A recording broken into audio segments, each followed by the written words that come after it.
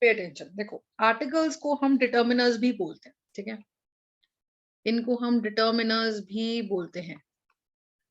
So just understand, मान लीजिए मैंने आपको बोला इनडेफिनेट, दो तरह के आर्टिकल्स हमारे पास होते हैं।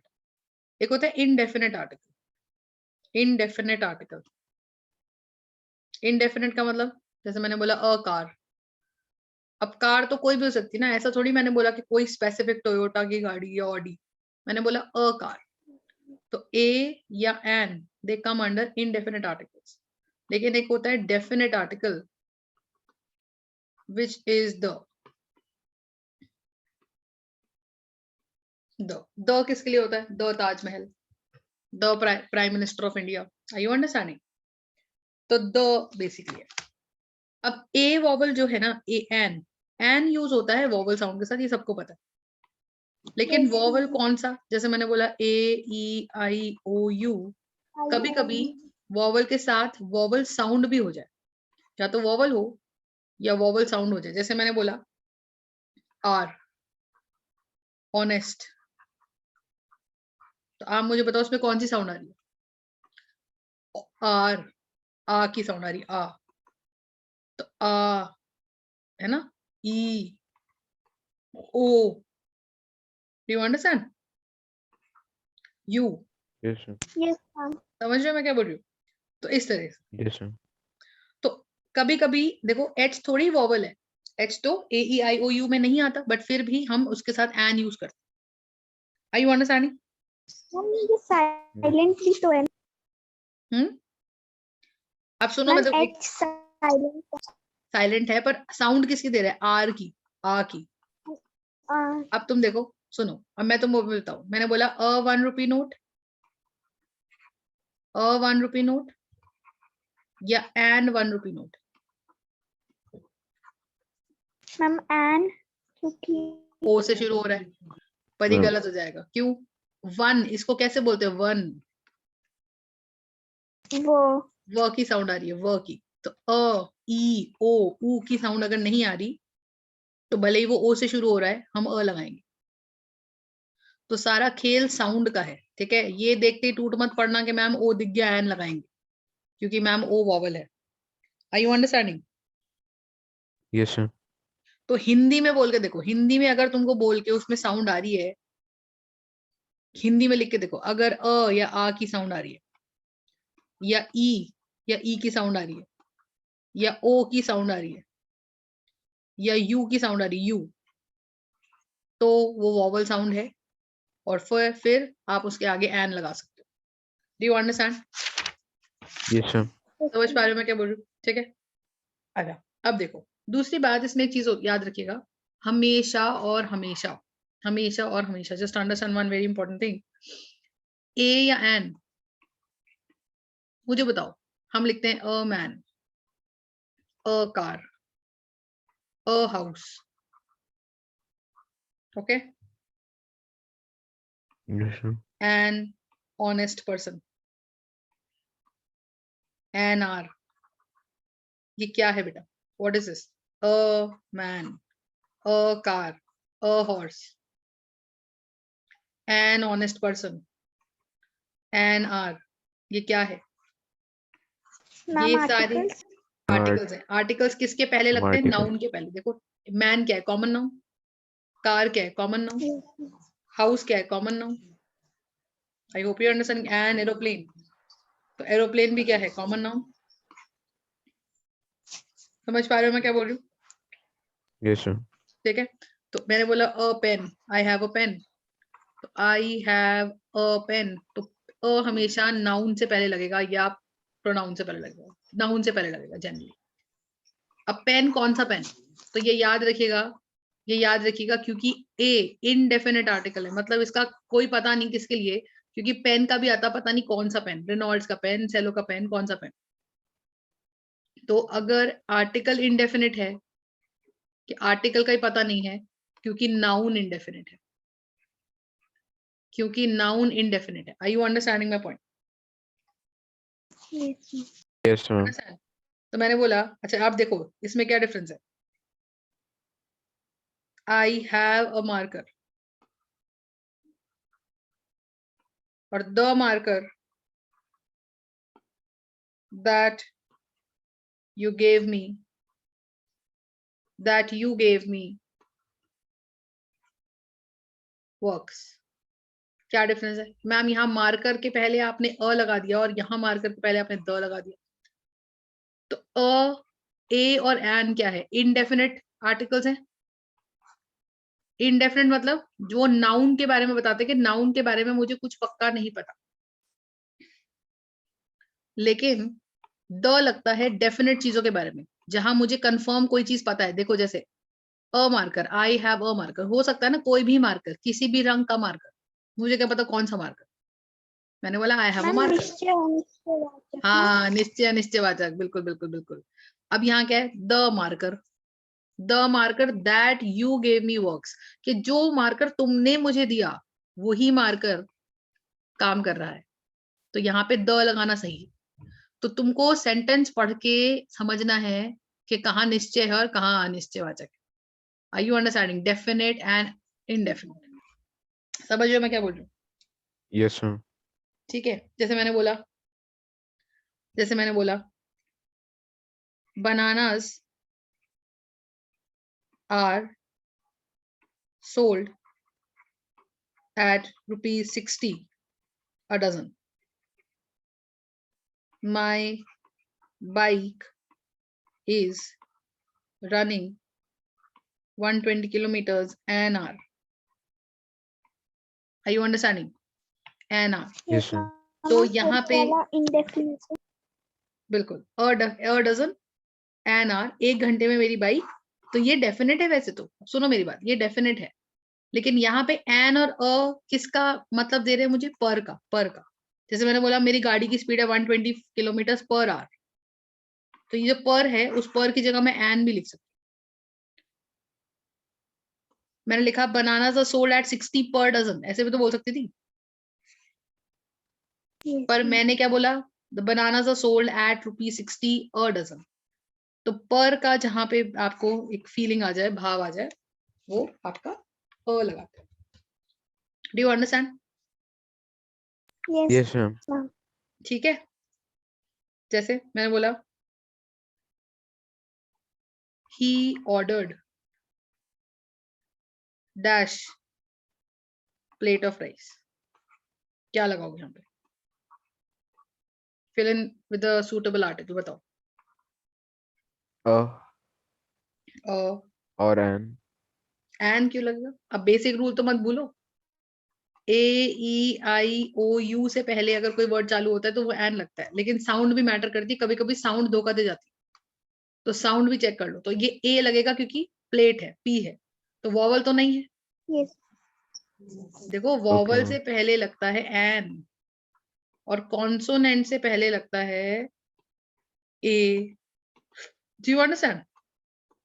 Yes, ma'am. और देखो मैं लिखती हूँ he gave dash order for a plate of rice. Ma'am, an. हाँ लगा Ma'am, दिया. an. एंड किसी और. उसे he goes for walk. आपको सूटेबल फिल करना है कि क्या इस सेंटेंस में कहीं कोई आर्टिकल आएगा कि नहीं आएगा. आएगा तो कहाँ आएगा? प्लीज हैव बात. Ma'am please have a Ma'am, बात. प्लीज हैव अ ma'am, बात. he goes for a walk. For a walk. अब यहाँ पे मैं तुमको एक रूल बताने जा रही हूँ. मैं इसके सेंटेंसेस लिखती हूँ, तुम बताना अपने.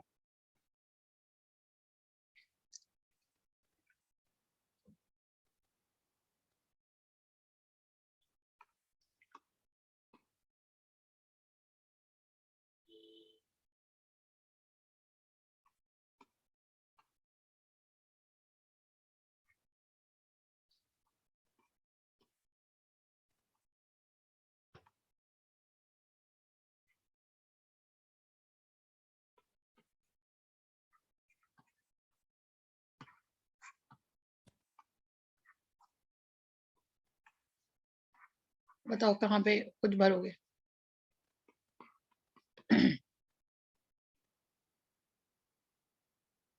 Ma'am, he is going for a ride. A ride. अब रूल समझो।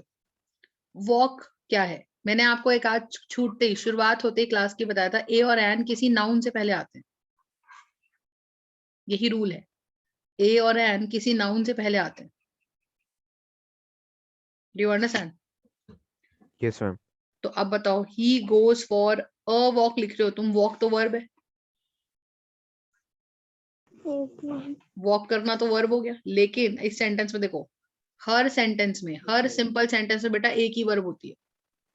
हर सिंपल सेंटेंस में जनरली एक ही वर्ब होती है। तो वो यहाँ एक वर्ब कौन है? गोज, इज गोइंग, हैव, ये वर्ब हो गई। Are you understanding? तो दूसरी वर्ब Yes, नाउन ma'am. का काम करती है। देखो, वॉक का मतलब यहाँ पे क्या हुआ? चलना भी हो गया, पर वॉक का मतलब यहाँ पे क्या हो गया कि एक रास्ते पे जा रहा है। Do you understand my point? Yes, ma'am. ठीक है, प्लीज हैव अ पाथ। तो हैव वर्ब है पहली, अगर तो दूसरी वर्ब नाउन का काम करेगी। और जो वर्ब अगर नाउन है तो नाउन से पहले ए, एन या द आता ही है। Are you understanding? नाउन से पहले ए या एन या द आता ही है। मेरी बात समझ में आ रही है तो बताओ। Ma'am, आ रही है। ठीक है, और देखो, और देखो,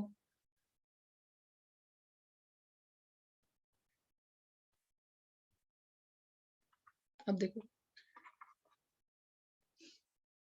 अच्छा बताओ, मैंने लिखा a furniture is gone for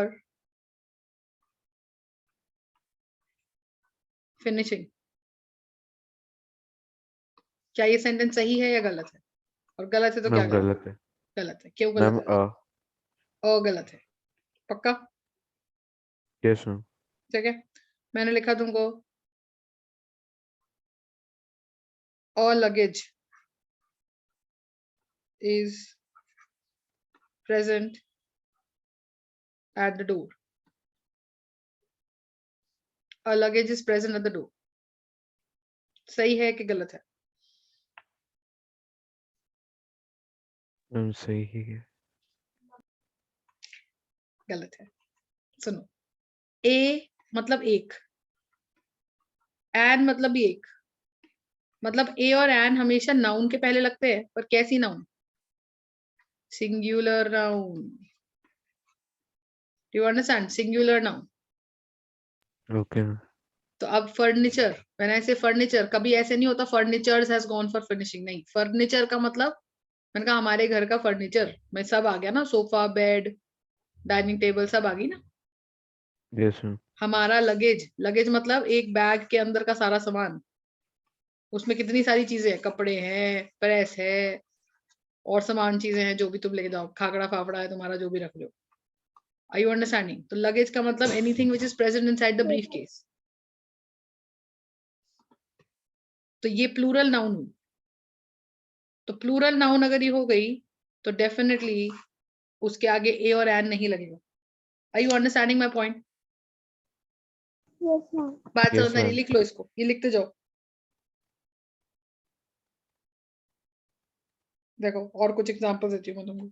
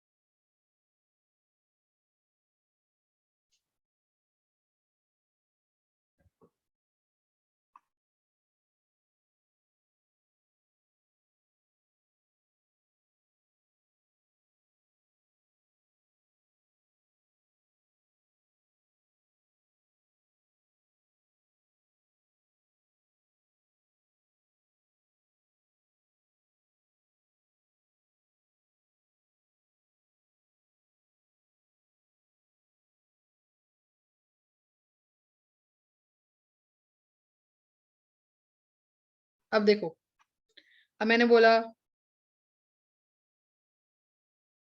where is, या मैंने ऐसे बोला अ बिलोंगिंग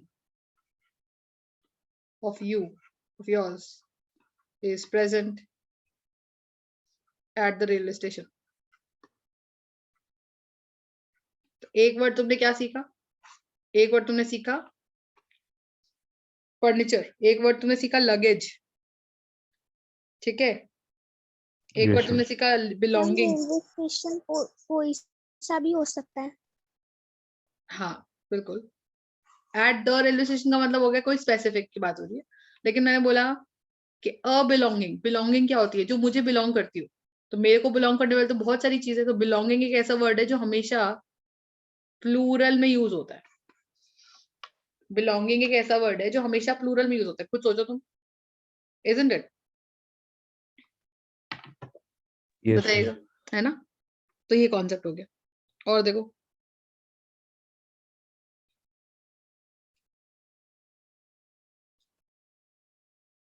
अब जैसे मैंने बोला आई हैव अ गॉगल। अब गॉगल तो कुछ होता नहीं, गॉगल्स होते हैं। गॉगल्स क्यों होते हैं? तो या तो गॉगल्स लिख रहे हो तो अ मत लगाओ, क्योंकि गॉगल्स का मतलब प्लूरल ही होता है हमेशा, क्योंकि उसमें दो होते हैं ना चश्मे, दो आंखें होती हैं, तो गॉगल्स हो गए। बट इसको लिखोगे कैसे? I have a pair of goggles. Are you understanding? I have a Yes, sir. Pair, एक जोड़ी है स्पेक्टिकल्स का। I hope you are understanding. बात क्लियर हो रही है बेटा? Yes, sir. ठीक है जी। तो ये जो कॉन्सेप्ट है हमारे पास, ये होता है हमारे आर्टिकल्स का। ए और एन समझ में आया? मतलब ए और एन हमेशा सिंगुलर नाउन के पहले लगेगा। Okay. कोई दिक्कत है इसके अंदर तो बताइए। No ma'am. ठीक है, राइट। अब लिखो,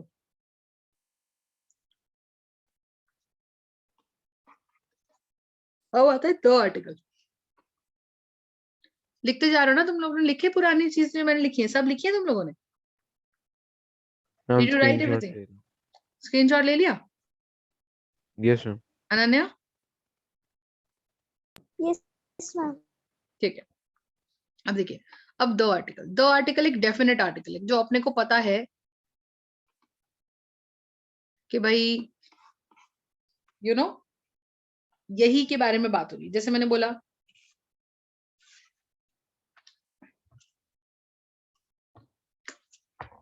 देखो, जैसे जितने भी रिवर्स हो गई, यानी कि कहने का मतलब जितनी भी प्रॉपर नाउन्स हो गई आप, जितनी भी प्रॉपर नाउन्स हो गई आपकी, वो सारी प्रॉपर नाउन्स के आगे द लगेगा। जैसे रिवर्स हो गए, जैसे जितने भी ओशियंस हो गए, ठीक है जी, राइट Yes, sir. राइट। लेकिन स्पेसिफिकली प्रॉपर नाउन्स में किसी का नाम नहीं आता, no name, no name is included, कि कोई नाम इंक्लूड नहीं होता है, no name is include. Do you understand my point?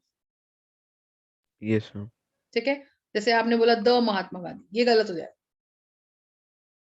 Mahatma Gandhi सबको पता है एक ही थे, तो ये हटा दो, द नहीं लगेगा। Do you understand my point? बताओ। Yes, sir. करेक्ट। लेकिन आप अगर लिखो, उन किसी की द कब लगता है? जब आप किसी की कोई एडजेक्टिव लगा के, the with adjective plus some name, तो नेम के साथ तब द लग सकता है। जैसे मैंने बोला द ग्रेट महात्मा गांधी, फिर चलता है। तो क्या आया? द विद एक एडजेक्टिव और फिर नाम।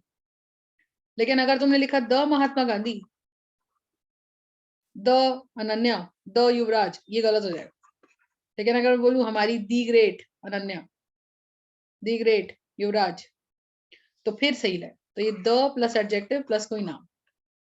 Are you understanding my point? Okay. Yes, sir. Do you understand? हम लोग ताजमहल भी लगाते हैं। वो तो एक जगह का नाम है ना। प्रॉपर नाउन में सारे प्लेसेस, ओशन, सारे मॉन्यूमेंट्स, ये सब आते हैं, क्योंकि उसके आगे कोई एडजेक्टिव लग नहीं सकती, और वो पूरे दुनिया में एक है। लेकिन आप ये लेके चलो कि जितने भी लिविंग चीजें हैं ना, उनके नाम के, लिविंग नाम के आगे कभी द नहीं लगता, उसमें the plus adjective plus living name, लेकिन the plus non living common noun, non living proper noun, ये रहता है। ये मैं बहुत बड़ा रूल बता रही हूँ तुम लोगों को, ठीक है। Yes, sir.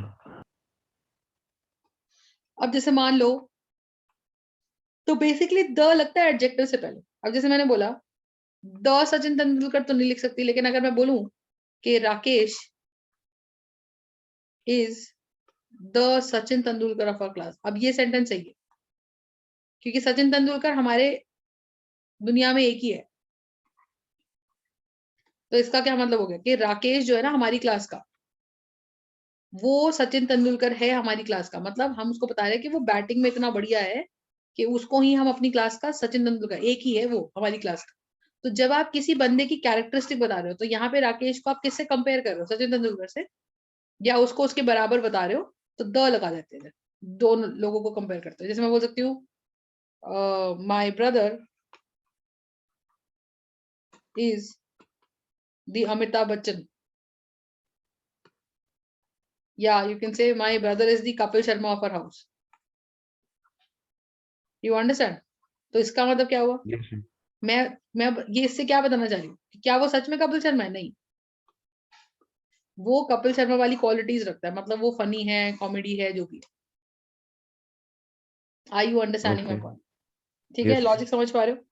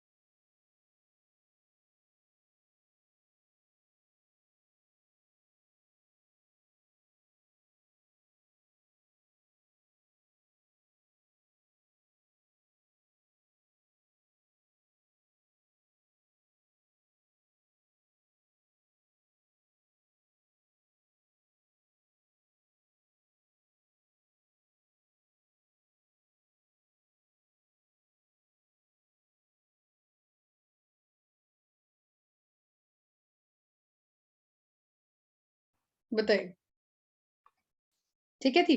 तो आप किसी किसी लिविंग नाम के आगे नहीं लगा सकते फॉर श्योर, लेकिन लेकिन आप अगर किसी इंसान को, एक कॉमन आदमी को, अगर आप आदमी को या औरत को, किसी को अगर आप कंपेयर कर रहे हो किसी सिंगल पर्सन से, so then you use the word the.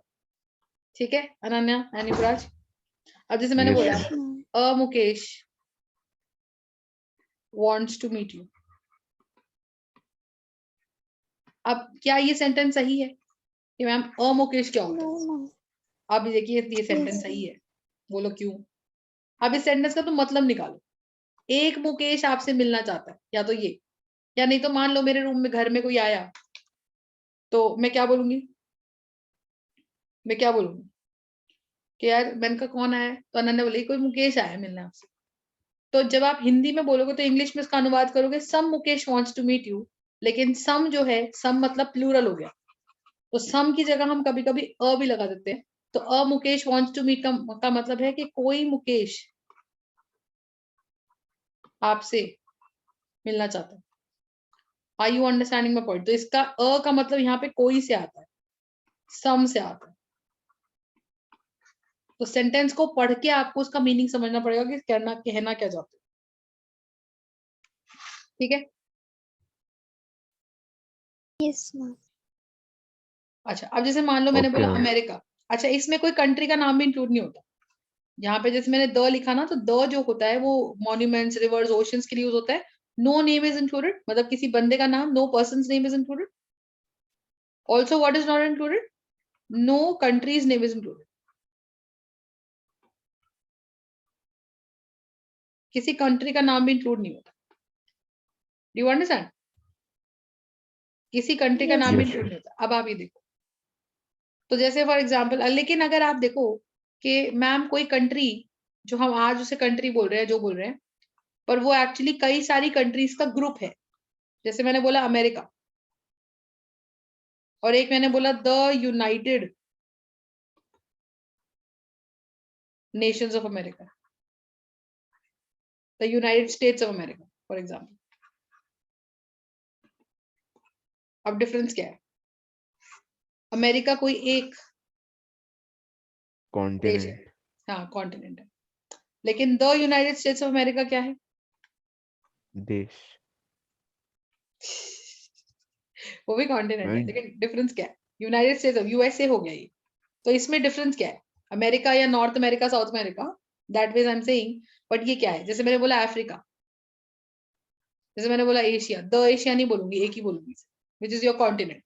लेकिन अगर मैंने उसमें बोला बोत्सवाना, तो ये अफ्रीका की कंट्री है, तो I will not be calling it as the Botswana, ये भी कंट्री है, पर इसमें द नहीं लगा, पर इसमें द लग गया। क्यों? क्योंकि यूनाइटेड स्टेट्स ऑफ अमेरिका में कई सारी कंट्रीज हैं जो अपनी मर्जी से एक साथ हैं। Do you understand my point? Okay. आप यस आप मुझे बताओ, यूनाइटेड स्टेट्स का पार्ट, यूएसए का पार्ट कौन है? कनाडा। Do you understand?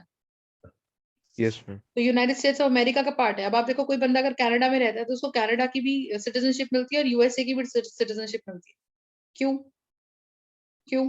क्योंकि कनाडा अपनी मर्जी से यूएसए का पार्ट है। Do you understand my point? Yes ma'am. तो it is a sort of confederation, वो तुम अभी समझ नहीं पाओगे, पर इतनी बात समझ आ रही है। सो यूनाइटेड स्टेट्स ऑफ अमेरिका, तो जहां पे तुम्हें लगे, जैसे मैंने बोला द आयरिश रिपब्लिक,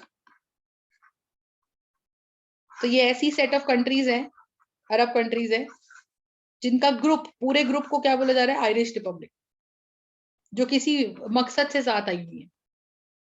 तो then we use the word the. लेकिन किसी लिविंग आदमी के नाम के आगे द नहीं लगेगा, किसी कंट्री के नाम के आगे द नहीं लगेगा, किसी कॉन्टिनेंट के नाम के आगे द नहीं लगेगा, इस तरह से। Do you understand my point?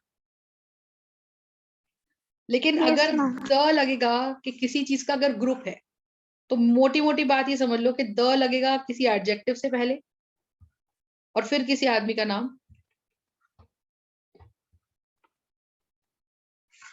ठीक है, द लगेगा किसी एडजेक्टिव से पहले और फिर किसी आदमी का नाम, या द लगेगा किसी ग्रुप के पहले, या द लगेगा किसी ग्रुप के पहले। तो जैसे मैंने बोला द हिमालयाज, अब बताओ हिमालयाज बोल रही हूँ, इसका मतलब क्या है? क्या वो एक पहाड़ है कि कई सारे पहाड़ है? मैम बहुत सारे। बहुत सारे। हाँ, मैंने बहुत बोला द सारे। एल्प्स, तो इट इज अ रेंज, मतलब एक पहाड़ एक पहाड़ एक पहाड़ एक पहाड़, रेंज चल रही है लंबे डिस्टेंस। तो द एल्प्स, द, मैंने क्या बोला? द एंडीज, ऑस्ट्रेलिया में है शायद से, ये नॉर्थ अमेरिका में शायद से। Are you understanding my point? Yes ma'am. The point here is what, कि ma'am the Himalayas, the Alps, the Andes, ये रेंज ऑफ माउंटेन पीक्स हैं, which is a group again. तो ग्रुप के नाम से पहले लगता है द। ठीक है, किसी प्रॉपर नाउन का अगर ग्रुप की फॉर्म में आ रहा है नाम, तो फिर द लगेगा। लेकिन अगर मैंने बोला the Mount Everest, number cut जाएंगे। क्यों? क्योंकि माउंट एवरेस्ट तो एक ही है। Are you understanding? तो यहाँ पे किसी का नाम नहीं यस। आएगा, सिर्फ रिवर्स का नाम आ सकता है, सिर्फ रिवर्स का नाम आ सकता है, ओशियंस का नाम आ सकता है, the Ganga, the Yamuna, the. क्यों? क्योंकि यमुना कैसे किसी का नाम भी होता था। गंगा किसी का, किसी इंसान का, अगर मैंने बोला Ganga wants to drink water, तो यहाँ पे गंगा एक आदमी का नाम रिप्रेजेंट कर रहा है। तो अगर मैंने द गंगा लिख दिया, तो इसका मतलब क्या हो गया? कि हम रिवर गंगा की बात कर रहे हैं, क्योंकि एक ही गंगा है रिवर में। Do you understand? अब नाउ अंडरस्टैंड दिस पार्ट। अगर मैंने लिखा ब्रह्मपुत्र,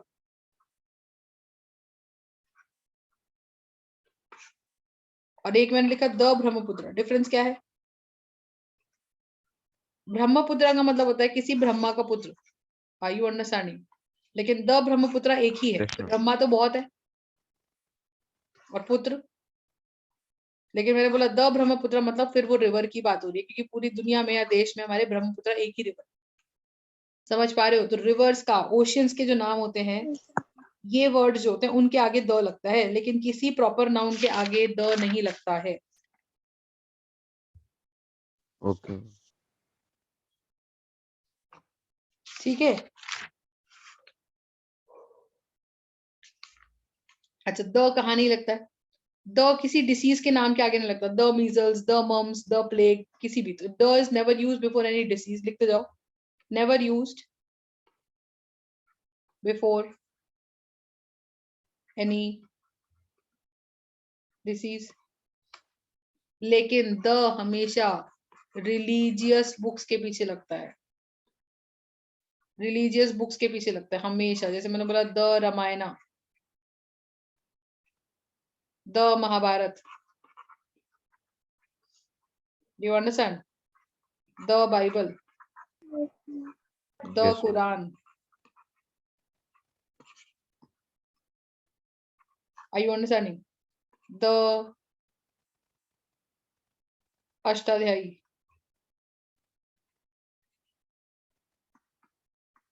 ये बुक है। समझ पा रहे हो मैं क्या बोल रही हूँ? Yes, ma'am. लेकिन अगर मैंने बोला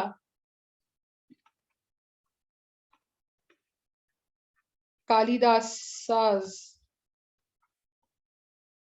अष्टाध्यायी, क्या मतलब हुआ इसका? कि कालिदास ने जो अष्टाध्यायी लिखी थी वो वाली कालिदास, तो तब द नहीं लगे। जैसे वाल्मीकि रामायण, तो जब कोई बुक का नाम उसके ऑथर के साथ लिख दिया जाए, पर ऑथर तो लिविंग नेम है और लिविंग नेम से पहले द नहीं लगता है। Are you understanding? तो अगर सिर्फ बुक का नाम है तो बुक के Yes. नाम के पहले जरूर जरूर जरूर द लगेगा। पर अगर वो बुक का नाम उस ऑथर के नाम से पहले लिख दिया जाए तो फिर द नहीं लगेगा। मेरी बात समझ में आ रही है इसमें? तो बताइए। Yes, ma'am. Yes, Ari. ma'am. ठीक है, तो इसका मतलब द। अब कोई चीज अगर ओमनी प्रेजेंट है, ओमनी प्रेजेंट मतलब हर जगह है, संसार में हर जगह है। जैसे मैंने बोला द गॉड, ये तो गलत हो गया ना, गॉड तो हर जगह ही है। तो ओमनी प्रेजेंट चीजें जो है मतलब जो संसार में हर जगह है। मैंने बोला द विंड, ये गलत हो गया। द वाटर, हर जगह ही है ना वाटर। तो जो चीजें ओमनी प्रेजेंट है मतलब संसार में हर जगह है, संसार में हर जगह है, तो ऐसे चीजों को आप क्या बोलते हो कि मैम दे आर नॉट, उनके साथ द यूज नहीं होता है। जैसे आप बोलते हो the hell, go to the hell या गो टू हेल, द हटा देंगे। हेल पूरे ब्रह्मांड में है, ठीक है। May God give you heaven, मतलब हेवन, हेवन मतलब Sir. स्वर्ग। तो स्वर्ग तो पूरे ब्रह्मांड में है। तो जो पूरे ब्रह्मांड में है, पूरी यूनिवर्स में है, गॉड पूरे यूनिवर्स में है, विंड पूरे यूनिवर्स में है, वाटर पूरे यूनिवर्स में है। You understand? Yes, ma'am. तो इनके नाम से पहले आप द यूज नहीं करते। मेरी बात समझ में आ रही है इतनी तो बताइए। Yes, ma'am. Ari है.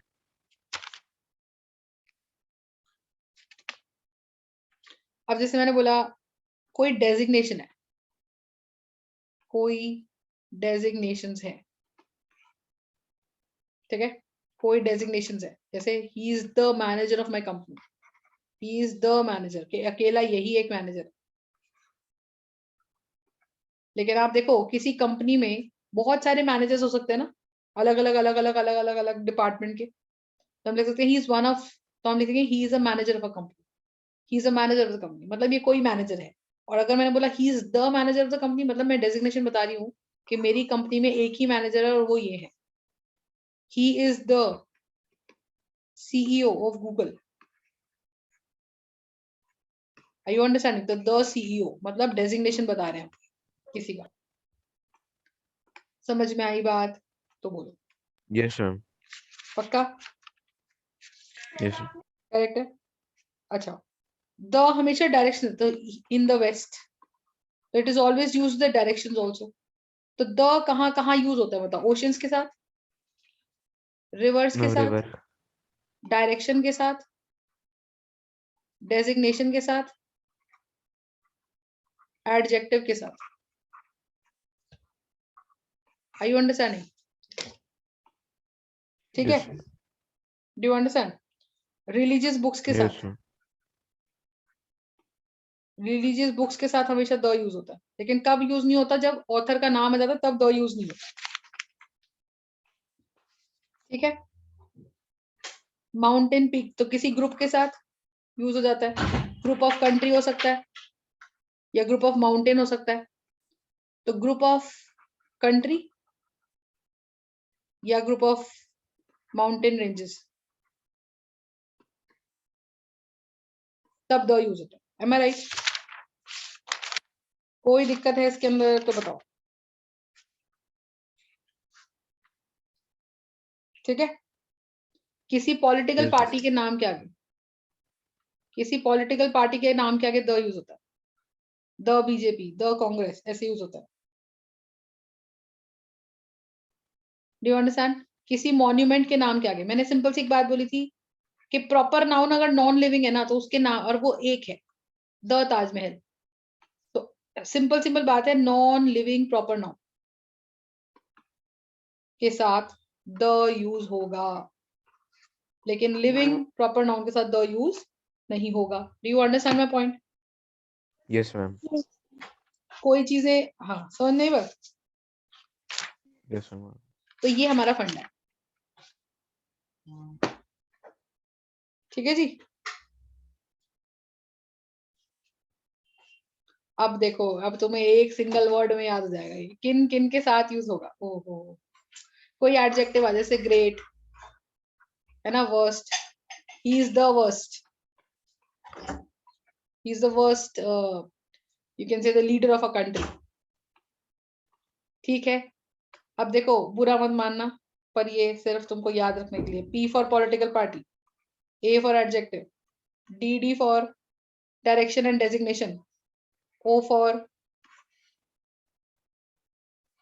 Oceans, R for river. ठीक है। और Yes, ए ma'am. ऐसे ही खत्म करने के लिए। वाह वाह वाह, क्या वर्ड बना है। Oh my goodness.